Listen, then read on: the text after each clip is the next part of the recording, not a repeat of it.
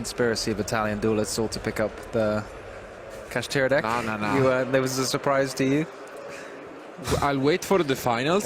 If they win, obviously it was all me. If they don't make it, I have nothing to do about it. Okay? So, that's how it is. That's how it goes. Yeah. But it's actually gonna be going second, it seems. And yeah, you can see Andrea's reaction reaction forward. Didn't expect that. Not quite the adventure part of the deck that you want to start things off with, but we'll take it. Still get to special summon it for free, and any two monsters can make a Fiendsmith monster. Fiendsmith is such a great engine, but it does require quite a hefty extra deck investment, so maybe we'll see how you can cope with a 60-card main deck and only a 15-card extra deck. Oh dear. Ooh, when it comes to shifters being activated here, and kind of a throwback, because we were mentioning the turn before the Orcus deck, and now I think it's another throw for the Water Enchantress, but the shifter here, it's huge. Absolutely, like classic Kashtira action here, that dimension shifter. I feel like there was almost a point where Kashtira was popular enough it wasn't worth running the dimension shifter, but we're definitely not at that point at the moment, and that shifter is going to be very, very powerful. Timoti really just shaking his head. He doesn't seem very happy. Yeah, because he got heavily punished. That's the thing. He could have used the Enchantress effect, but instead he wanted to first use it and then banish it from the graveyard. Instead, if he would have used the in-hand effect, he could have gotten a negation off with the Griffin. So I guess that really caught him off guard by not using the shifter, as some duelists have done this weekend in the draw phase to play around talent. Andrea got rewarded, and now we see the impermanence to stop the rabbit. Yeah, you're right there. It does seem like an interesting choice to just hold the shifter. I don't really think there's too much of a benefit to doing so, but maybe there is.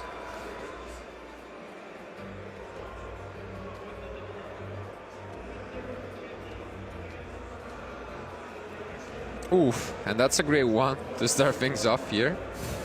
Yeah, I feel like a shifter and impermanent Fenrir is going to get you quite far in this event. Yeah, I mean, I think it's like one of those staples that most of the deck has been playing so far. Like, even though if not in trios, at least a couple of them in every single deck. And I really feel like that playing in a tournament like this with a Kashtira deck, I think brings you consistency throughout all the rounds, right? I think it's one of those decks that really, keeps on doing what it does at its best. Yeah, it does what it does pretty consistently. Hard to argue with that. I feel like maybe if you're Timoti, do you actually know this is just pure Kashtira at this point? Because I don't know what deck plays like Shifter and Fenrir other than just like a regular Kashtira deck, but they're not cards that anything yet would necessarily indicate you're playing Kashtira. Yeah. But I suppose the Shifter, can you play Fenrir in Ritual Beast or something? I don't know, or Tempai maybe. Yeah, you can play in Tempai probably. In Tempai, you'd have to give up Impulse.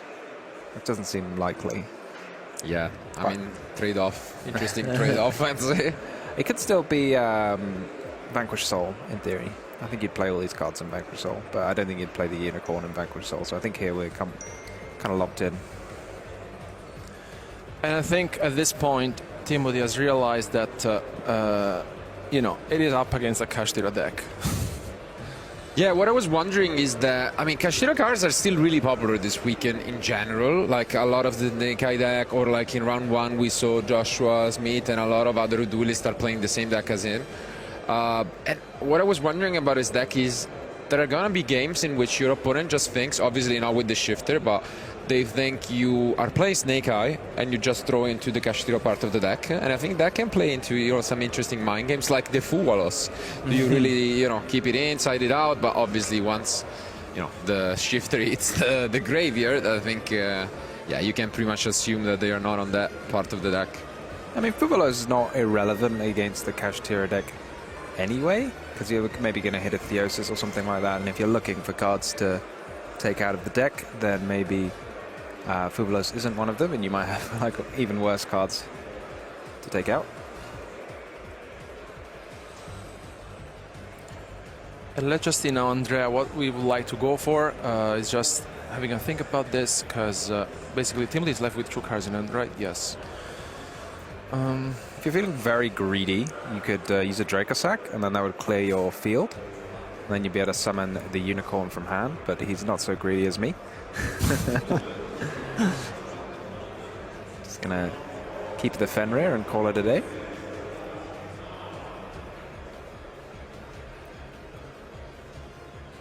Because this feels like very subpar, like taking advantage of your opponent's, you know, weak opening field. You had Shifter, Imperm, Fenrir. Like, I don't think you can hope for much more. So, if yeah, it feels like you kind of want to be doing more in this kind of spot. Yeah. And that's where the skepticism was on my side on the power level, but because honestly, if you can't win with such an opener, I don't know what more you can expect your deck to, you know, do.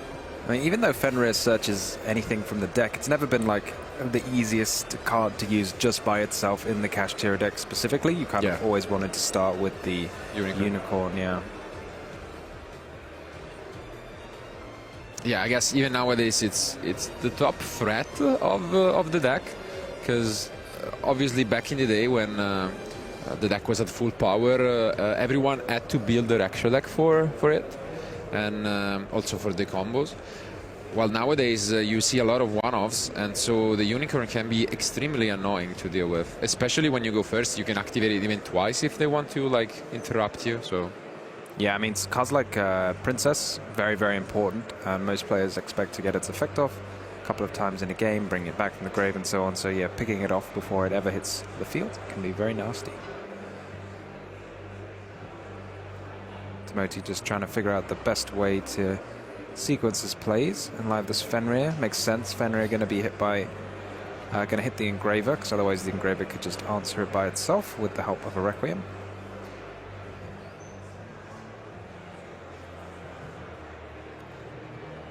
And here, yes, it gets rid of the Engraver. And nothing else. Ooh, and here comes the Illusion of Chaos, which I think is one of another card that we haven't seen in a while. Yeah. And it was incredibly powerful with the Magician's Soul. And here it is.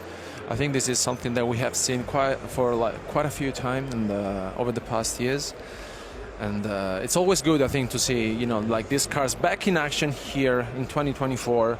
And especially because, like, here you can see Timothy explaining Andrea what the card does. And I think Magician's Soul in general, I think it's super synergic and powerful card.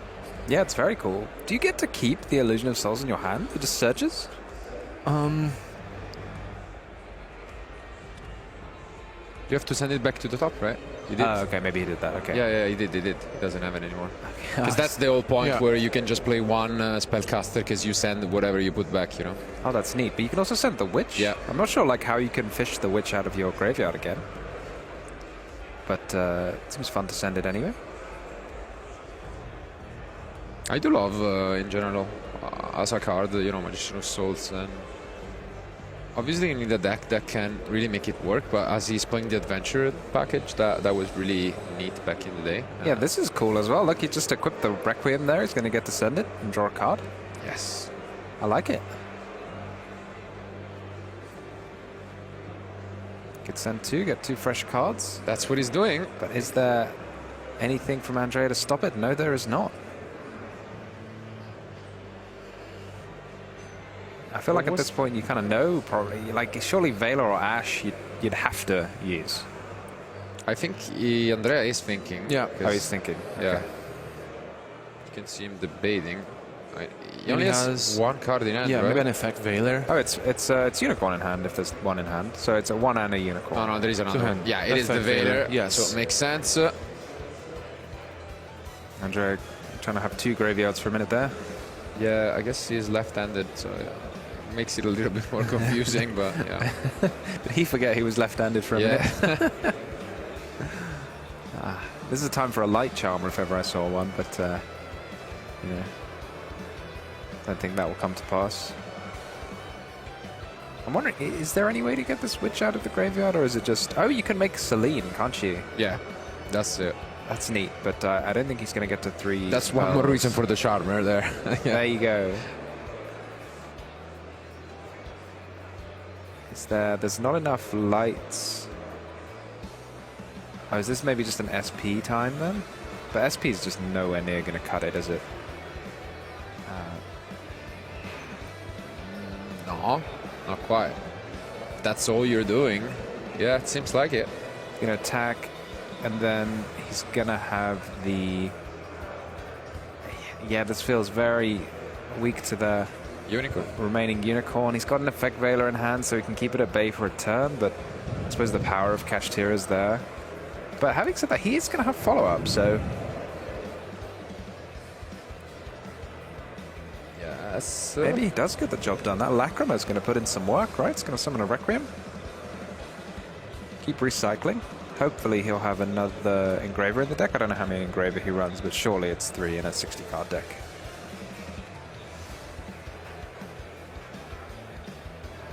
Yeah, okay. Makes sense.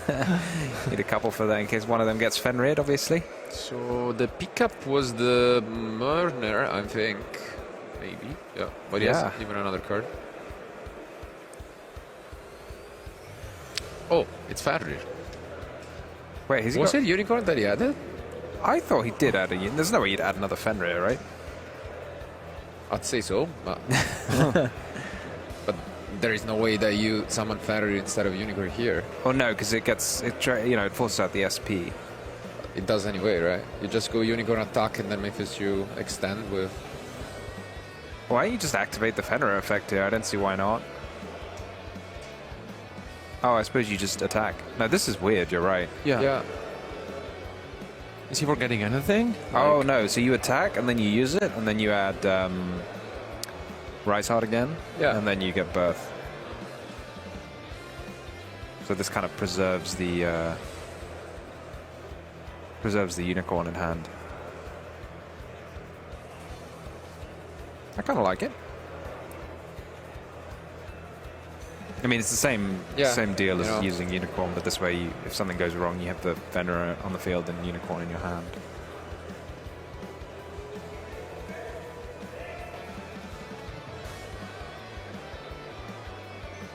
Yeah, for now, gets to attack over it, and then Memphis you, as you mentioned, should add another copy of Rise Art.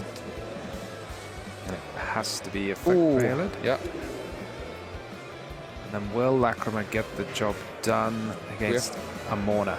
No more cards. There's Morna for Andrea, but Lacrima for Timoti, so there's still quite a lot of life in this game yet. Andrea's left with 1 card in it, right? It's got No, Andrea's got Shu. He's got the Shu. Marner, and the Unicorn Okay. should be well. We think so. Yeah, it's gonna be quite the grind.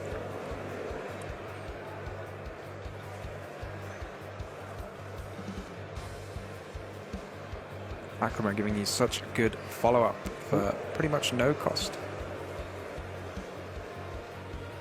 Maybe Andrea's recently sleeved his deck. I'm sure everyone who's played Yu-Gi-Oh! Knows when you put some fresh sleeves on a deck, it just falls off. Yeah. After a small gust of wind, it's gone. Miss the feeling sometimes.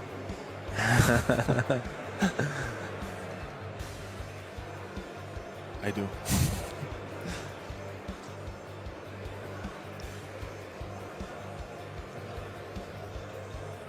Presumably you just get the Lacrima back again. Yeah. It's the Engraver in the graveyard instead of on the field. Two Makes for a the lot of price of one. sense. You do lose the Lacrima, but no, because you evaded it, so yeah, no, it doesn't matter. Fenrir is negated anyway. So yeah, it's definitely better. If you Morna this though, it does. Can get Timoti's awkward. relying on his top deck. I don't know how scared you are of the top deck. 100%, it's the way to do it. No.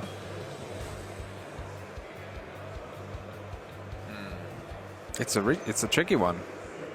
Yeah, but what do you want to murder instead? Or whatever Timoti tries to play with next turn. I mean, as is, he can't do an awful lot, right? Because Yeah, it's an awkward spot for sure.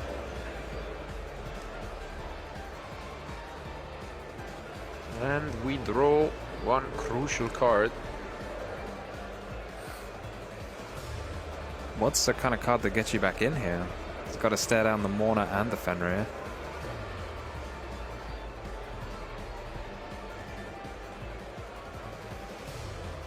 Fenrir number 2 gets banished. Maybe the third Fenrir will. Not Yep. the third. This is engraver.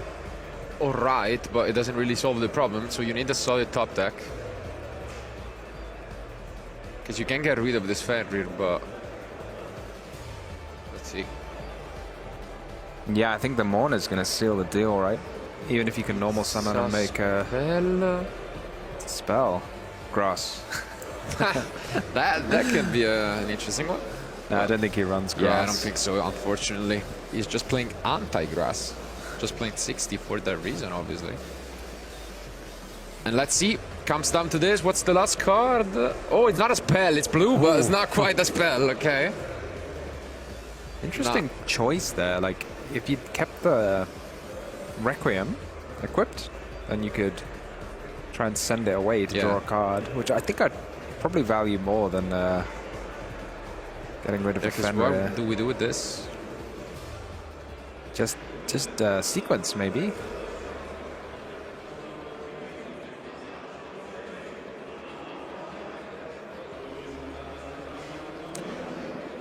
Yeah, rough spot for sure. But Timoti's got to know, like, there's got to be something in his hand. Unless it's like a shifter.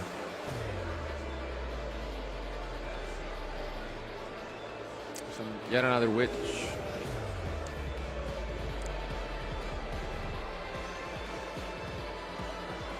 Is there even enough fiends for sequence in the grave? Looks like it. Yeah. But this murder is devastating and should be enough because the unicorn itself represents so much damage. So yeah, this is plenty of damage from Andrea. Good effort, but unfortunately it seems that although it took a lot longer than we expected, that shifter impermanence Fenrir in the end is getting the job done. Yeah, it feels like if you open like your best cards in your deck, you want the game to be a little less close than that, but a win is a win. Here it is. Yep. I guess Andrea will have to be happy with taking game number 1, most likely. Yeah, and here and Timothy, I think, understands what is about to happen because the Kashtira bird gets activated from Andrea, and I was about to say you search birth in that spot, but it objected it, so that's good enough. A start like last time. Will he have some sort of spooks in his mind? Because normally once players, you clear the standby phase, you think, boy, no shifter. But maybe that won't be the case this time. I mean, if there's another shifter, honestly, I mean, we have seen it in game 1, and I mean, I feel like in general, we saw, I think, maybe one time only, the shifter being activated and the cold buy was there. But in a 60-card deck, honestly, I think, what are the chances? Like, very thin, you know? But starting with the planet, I think it's a great response in general. Even if they have the shifter, you have your own Kashtira engine, and that's all right. Yeah, it's like a mirror match, right, Alberto? Exactly. Yeah. It is a mirror match, right? Okay, but I can justify myself because when I was looking at the deck list, I mean, my eyes only went to this portion of the deck, like 3 permanents, Birth, Fenrir, Unicorn. I was like, yeah, okay, it's a mirror match. The other guys were staring at me like, I don't know. Did you read the whole thing? But yeah, I mean, like, as for now, I mean, I can see like the field spell plus the Unicorn and the Birth. So, I mean, prove me wrong. Has there ever been a 60 card? Yeah, that is your mirror match card. Your favorite, the right. Yeah. Here we go. I also saw the Wanted in hand for Timoti, so a really powerful start. 1 starter card from each engine. I love the drawing Wanted or Black Witch with the field spell in particular, because you get like so many free cards to send, because you can send the field spell and then you contribute your Kashtira monster for birth, and then and then you can bring it back. So by the time you've all said and done, your Kashtira is paid for everything and then some more.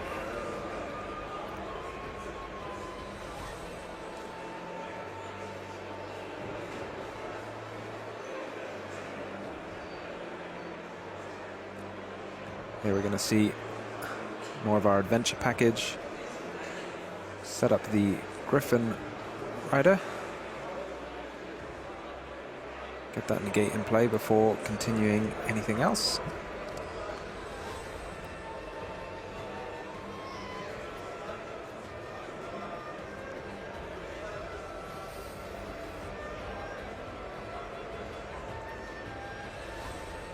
I like, by the way, to see this, these decks in action, like the one of Francesco and Timothy's, being, this deep into the tournament, especially because, like, of course, like you really want to win this one last before advancing into the HU and having, at least that edge, of losing, another one tomorrow in case. But I think we have been discussing this all day long, how many different decks there are in the current format and how well they can perform, right? And I mean, at the end of the day, I think that what we have seen in popularity is, of course, like the Kashtira cards being played almost everywhere, I would say. Yeah, for sure.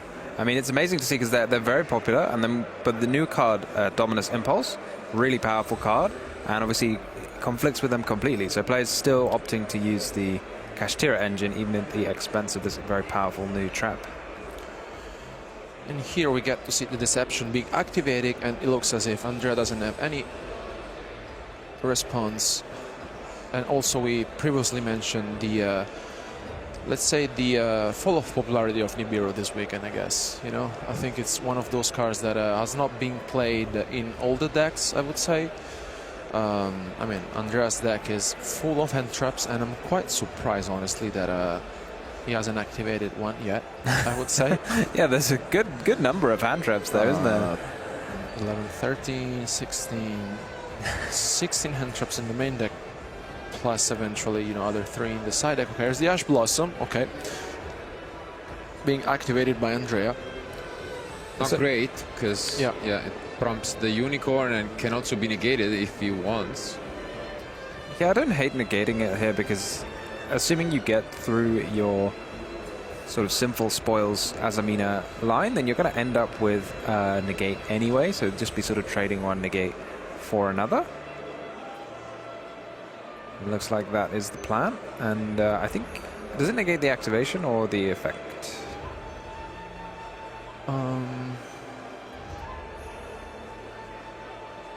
The Griffin Rider. Ah, sorry. Let's have a look and see. Activation. Negates the activation, so I don't think you can use the Unicorn. You can use the Unicorn now, though.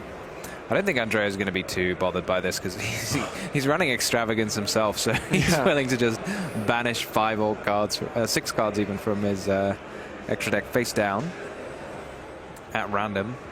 So his extra deck is actually built with this kind of thing in mind, with a lot of redundancy in the cards.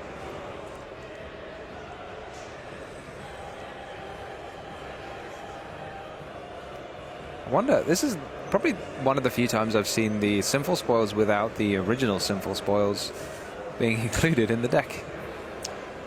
Apparently it doesn't need it, yeah.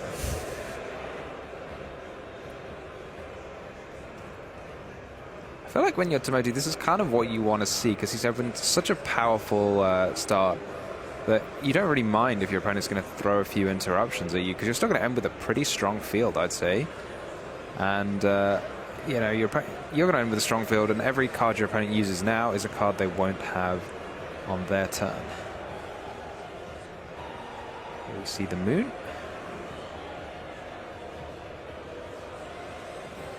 Like we all know, thanks to Lacrima now, this is like at minimum a Desiree. So many different engines this turn. He's here to have fun. Yeah. All of his favorites.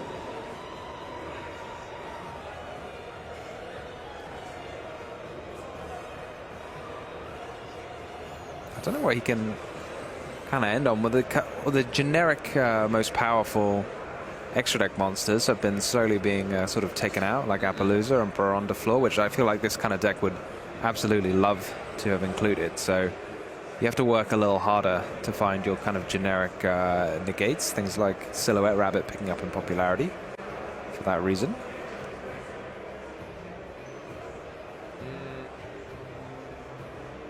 Not sure what's going on. Well, I think just a clarification here on what happened. and yeah, Graver summoned back. And as you mentioned, Tom, yeah, we're going straight into the Desiree most likely. Let's see. 1, 2, 3.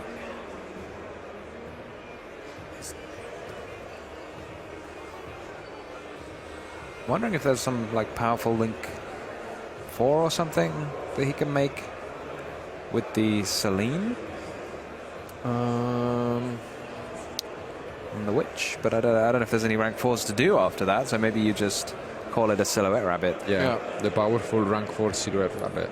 Exactly. There it is. There comes the statue. I mean, this is pretty respectable considering you got rid of 2 cards from your opponent. Yeah, So- and there's going to be ample follow-up. Yeah. And he's still holding in 4 cards. So, yeah. He should have a Birth in hand, assuming it's still there. Which I feel like you might as well use. Well, he might start to run out of spell and trap card zones. He does. So, totally agree with you.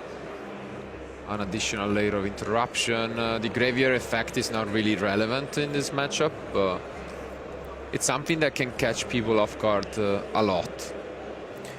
Yeah, I mean, it's not the most powerful effect, but against Kashtira, obviously they don't want their cards banished, but Birth banishes face down, so Yeah. if you happen to catch something, it might be useful. Look at this. Wow. What an opener through Ashen Veiler, and let's see. I mean, Andrea is playing a lot of going second cards that can be useful, but for now we start things off as in the previous game with the Fenrir. Fenrir on its own probably going to force out the Desiree unless it's got a different kind of effect negation. It kind of has to be negated, otherwise the Fenrir would take out the equipped sequence.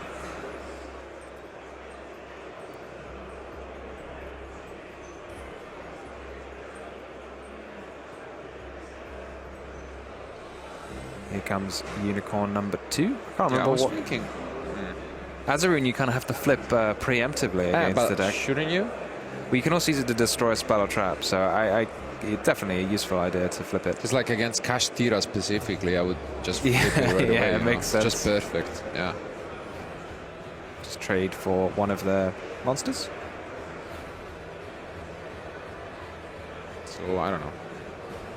Would have liked to see that flip, and wow, we give up on the rest of this turn, but Andrea pulls the trigger on this Typhon. In this specific situation, it doesn't feel like it's going to do an awful lot. It's just going to trade into the Desiree, maybe. But you can't bounce the Desiree because it's untargetable. So you have to attack the Desiree. Oh, but he's just going to leave the Desiree.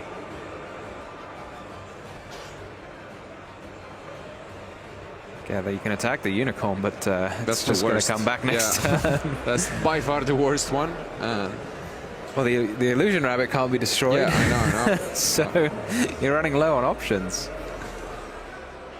What? You can't target that, can you? It doesn't have the protection. Why not? Doesn't he need the other one? Sequence is that gives it protection.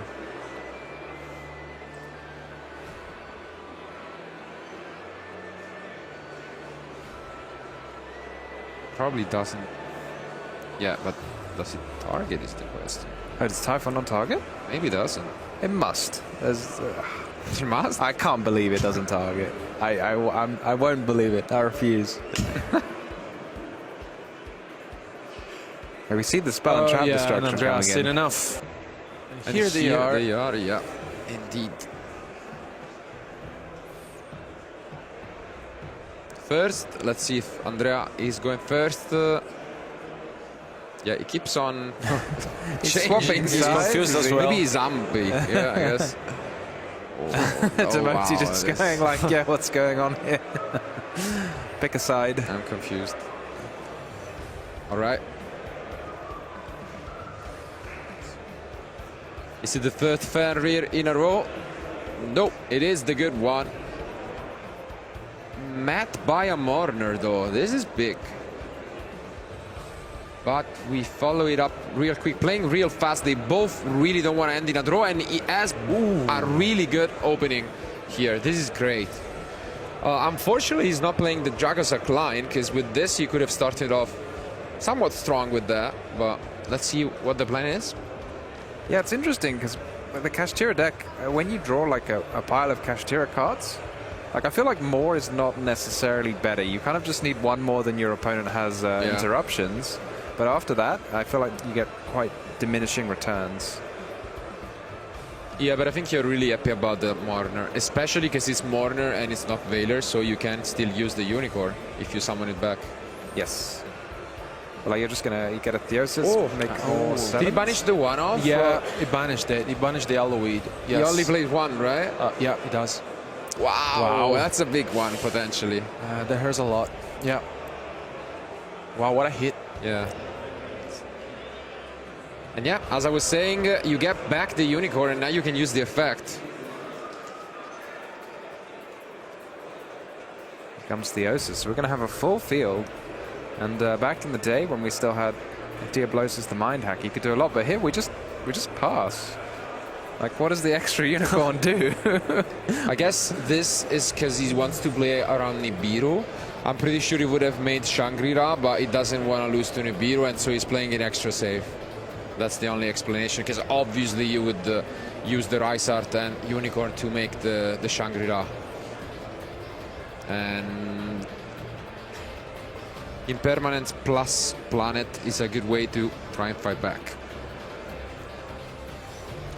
I'm not sure if I've seen a copy of the Deception in hand, which, without the Halloween, honestly, quite impactful. But let's see, maybe I'm wrong. Yeah, I feel like the field spell is so powerful in this version of the deck because you have both the Sinful Spoils and the and the Magician's Souls to make use of just having a one extra card on the field. There comes his own Unicorn. Okay, let's agree it is a bit of a mirror match. He was right. Because I see the Fenrir as well in the end, I'm pretty sure. I think I do see a Deception, you know. Yeah, So. he does That's have rough. it. Yes. Yeah. he Oh, has it. and the Sinful Spoils. Wanted. Does he run any rank 7s, does Demoti? Because I feel like he's got ample ways to make rank 7s in this situation. Nothing. Doesn't. Nope. Just love a good rank 7, you know. Also because like the extra deck space could be tight, you know, playing all these kind of different archetypes in his deck. Here comes the ultimate Fenrir, trying to assert its dominance. Is Ultimate better than Quarter Century Rare? What do you... Nice battle, eh? Yeah, it's a rough one.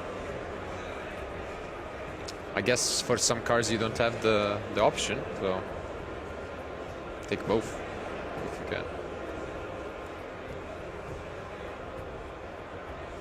Like Andrea looking, you know, despite all of these big monsters, like somewhat defenseless from what's on the field.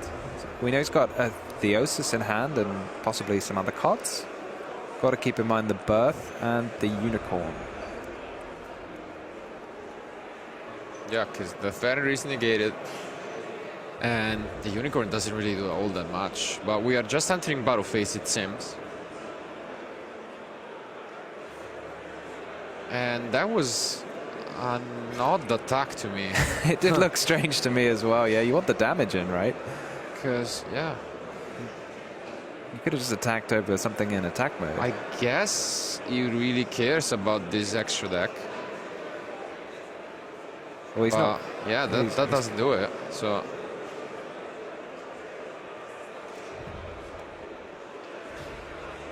I don't know. I'm really not convinced by this, because isn't the... Wait a second. I thought the point was to keep the... Oh, does Morna negate it forever? I thought Morna lasted till the end of the turn. But... No. The Morna, yeah, of course, is back. But no, what I wanted to say is... No, okay, it doesn't boost your opponents. It just boosts your monsters, yeah. And you got rid of the Requiem in Timo's deck to deck. But like, if you're using the Fenrir effect, then what's the point of attacking over both unicorns? Yeah, it does seem a little strange. I don't know why you wouldn't attack in the other order to do 100 extra damage. Yeah, I guess. Whatever. And hopefully it's not gonna matter, but it's good for Timothy that he's ahead in life, because there are only about 6 minutes remaining, and this could totally come down to that. Yeah, I guess it's difficult now where to go, because you've lost the Hallowed Azamina, and I'm guessing he doesn't play any more Azamina cards. Yeah, that was rough. And then lost the Requiem from his extra deck, so how's he Wait gonna... a second. Okay. Oh, no, okay, I was about to say, did he not realize that he banished it? But no. Okay, just activate to get rid of it with the Witch. What's the other... I saw another Sinful Spoils in his deck, Sinful Spoils of Slumber. Is it the trap, probably? Yeah. Yeah, okay. Andrea just having a quick read of it. Yeah, I think it's like a nice interaction that is not being played by our players most, but it basically targets one special summon monster to change it to face that position. And basically you can set it back if it's in the graveyard. So yeah, I mean, when you play 60, you can afford to play these kind of cards, because obviously the chance of opening it is a little lower. That's Book of Moon, which is a pretty cool classic, powerful card against Kashtira in particular. Or a Canadian. Or a Canadian. Point of view, I guess. We're still waiting on the future match between you two.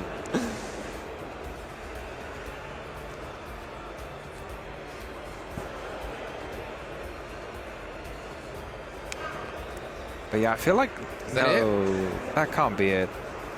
Losing the Requiem must have really hurt. Is there no way to make even... I think that was it, and surely make an SP or something. Surely it's not today. And we passed back. 4.5 minutes remain. No, he's still flicking through his extra deck. Because you have the bird. Are you sure? I saw Andrea draw. Oh no, maybe I'm wrong. Oh no, maybe it... Am I mad? I feel like 4 is too many cards for him. I'm pretty sure Andrea having drawn. I don't know. Yeah. He did. Yeah. And yeah, with 4 minutes remaining, you need to deal this 200 damage. We are starting things off with Ferrier, it seems. Or maybe Rysar is tough to say, but yeah. I mean. No, he's already used Rise Heart. You can't use it again. All right. So here comes Fenrir. And then I guess the Fenrir gets banished, and then the Sinful Spoils trap is going to be pretty fiddly, unless he's got another copy of Birth.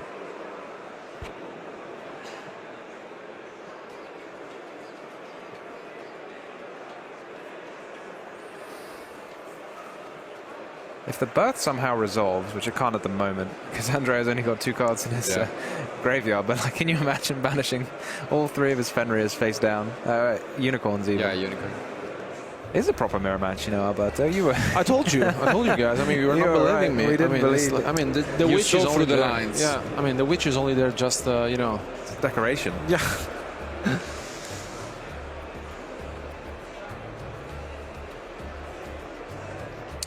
Andres trying, but it's not going to be easy, especially because, like, I mean, there's the, you know, the Sinful Spoil of Slumber, which, you know, may also help Timothy out when needed.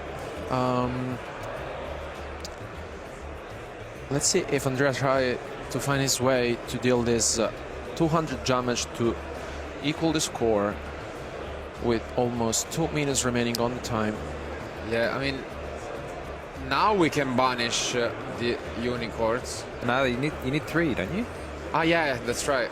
Do you? Yeah, I think you need at least 3. Yeah, you're right. Let me check. Well,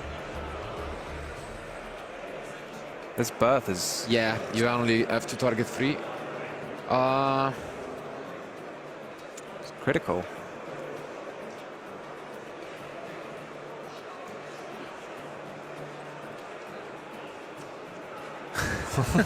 Still confused on where you put this card.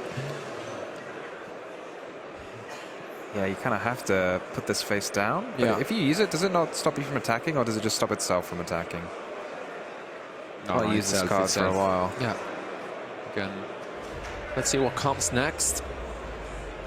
Okay. Here comes the birth on the Ferrier, but you already used the effect. Yeah, you already used this search. So we have normaled. Oh yes, you're right. The Rice Heart was normaled. Oh, here comes there's the Theosis. the Theosis, though. Do we know what the face down is? Did Deception get shuffled back? I think it did. Yeah. So in that case, it's not Deception. That's all I can tell you. Okay. Narrows it down. Oh, but here comes the birth. Yeah, let's go. Yeah. Got to get that Kashtira player back for all the time. Oh, but we see a cheeky Ghost Ogre being activated to get rid of the birth. You can feel the tension now. Yes, just a few seconds left, I guess. No, big guy doesn't quite do it. Yeah, he needs some way to deal with the field spell. What kind of extra? Because he's playing a lot of multiple cards, right? Plays big guy. Big guy. What does that number 78 do?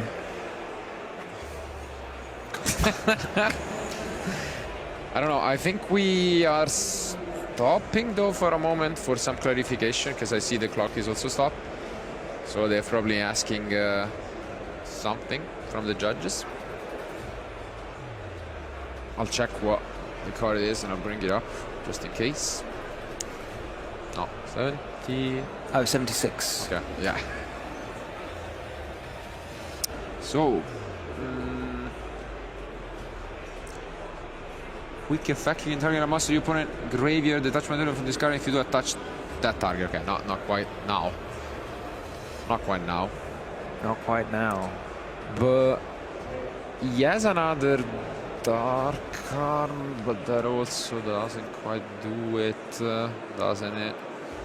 Yeah, I don't think it would get enough damage in. Amazingly, this 100 damage can actually be really important that was missed last turn from Timoti. Imagine, yeah.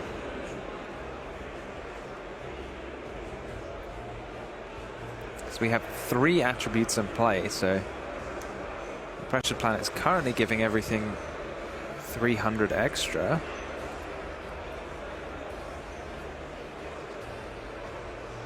Can you get away with making the red eyes and just attacking and then putting your opponent on? If you do anything, you take 500 damage?